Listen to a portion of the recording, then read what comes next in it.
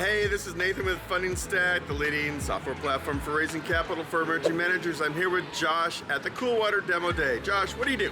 I work with Storyhouse Ventures. We're a pre-seed, seed stage fund out of LA that invests in alumni founders from the Claremont ecosystem. That's awesome. So you specifically focus on startups coming out of there. What kind of startups are you seeing, or is it very diverse? Yeah, so over the last 2 decades, the Claremont ecosystem has actually been one of the most entrepreneurial ecosystems of any university system in the US. What is your best tip for emerging manager VCs looking to raise their first time fund? I think one of the things that we did and focused a lot on that really helped us was invest in content. We started a newsletter really early on. Before we even really started formal official fundraising conversations, we had this content library of all the data that we were doing on the ecosystem, the stories that we were trying to tell, highlighting the founders and people in that ecosystem, so that when we did go out to raise and start having those conversations, we had this kind of content library of the research data that we had done and the connections that we had already built, which helped a lot. When we reached out, we were able to give, and then it led to a lot of interesting conversations. Had